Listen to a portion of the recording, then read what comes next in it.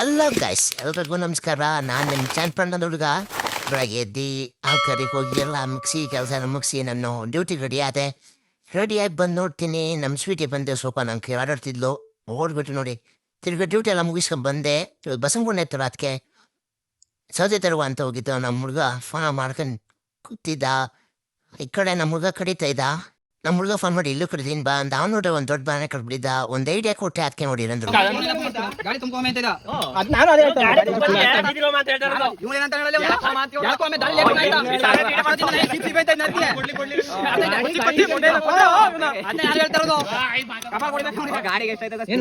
ಜೀವನ ಬೇವರ್ಸಿ ತರ ಬೇಜಾರಾಗ್ಬಿಟ್ಟು ತಪಸ್ವಿ ಆಗ್ಬಿಡೋಣ ಅಂತ ಹಿಮಾಲಯ ಪರ್ವತ ಚಳಿ ಜಾಸ್ತಿ ಆಗ್ಬಿಡ್ತು, ವಾಪಸ್ ಬಂದ್ಬಿಟ್ಟೆ. ಅದಕ್ಕೆ ಬಂದು ಟ್ಯಾಕ್ಟ್ರ್ ಕೂತ್ಕೊಂಡು ಟಾಚ್ ಆಗ್ತಾ ಇದೆ.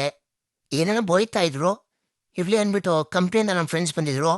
ಅವ್ರು ಸ್ವಲ್ಪ ವಿಚಾರಿಸ್ಕೊಂಡು ಸರಿ ಅಂದ್ಬಿಟ್ಟು ಬನ್ನಿ ನಮ್ಮ ಹುಡುಗ ತೋರಿಸ್ತೀನಿ ಅಂದ್ಬಿಟ್ಟು ನಮ್ಮ ಕರು ಹಿಡ್ಕೊಂಡು ಒಂದು ಕುಂಟ ಹಾಕೊಂಡು ಬಂದು ಅಷ್ಟೊತ್ತಿಗೆ ಇವರು ಟ್ಯಾಕ್ಟ್ರ್ ತಗೊಂಡು ಬಂದರು ನೋಡಿ.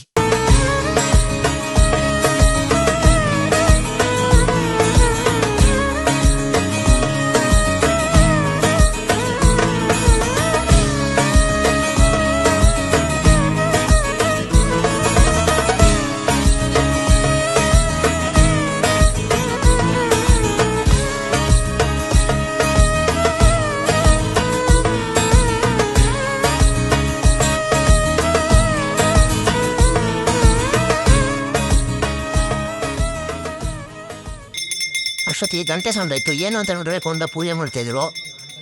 ಐನೂರು ಪೂಜೆ ಮಾಡಿದ್ಮೇಲೆ ಕೊಂಡ ಹಸ್ಬೇಕು. ಅದಕ್ಕೆ ಎಲ್ಲ ಗರಿಗಳು ರೆಡಿ ಮಾಡ್ಕೊಂಡಿದ್ದು. ಎಲ್ಲ ಹಸ್ಕೊಂಡು ಹಚ್ಚು ನೋಡಿ ಹೆಂಗೆ ಉರಿತೈತೆ. ಫುಲ್ಲು ಇಷ್ಟ ಸಕ್ಕತ್ತಾಗಿ ಉರಿತಾಯಿತ್ತು ಕೊಂಡ. ಹೋಗುತ್ತೆ ಹಿಂಗೆಲ್ಲ ಉರಿದಿರಲಿಲ್ಲ, ಕೆಟ್ಟೋಗ್ಬಿಟ್ಟಿತ್ತು ಒಂದು ರೌಂಡು. ಆಮೇಲೆ ತಿರ್ಗಾ ಗರಿ ತಂದು ಹಸಿದು ಸಕ್ಕತ್ತಾಗಿ ಉರಿತು. ಈ ಸತ ಕೊಂಡ ಬೇಗನೆ ಬೇಯಿತು. ತಿರ್ಗಾ ಅಲ್ಲಿಂದ ಅದು ಕೊಂಡ ಮುಗಿಸ್ಕೊಂಡು ದೇವ್ರ ತರಕ್ಕೆ ಅಂತ ಹೋದ್ರು ಅವರು. ನಾವು ಹೋಗುವಂದಿದ್ದು, ಆದರೆ ಇಲ್ಲಿ ಕೊಂಡ ಬಿದ್ದಿತ್ತಲ್ಲ ಅದಕ್ಕೋಸ್ಕರ ಇಲ್ಲೇ ಇದ್ದೆ ನೋಡಿ. ಹಿಂಗೆಲ್ಲ ಬೆಂದೋಗ್ಬಿಟ್ಟಿತ್ತು. ತಿರ್ಗಾ ಅಲ್ಲಿಂದ ದೇವ್ರ ಬಡ್ ತರೋದಿದ್ದು ನೋಡಿ, ಬಡಿಸ್ತಾ ಇರೋದು ಟಮಟೆ ಹೊಡ್ದು.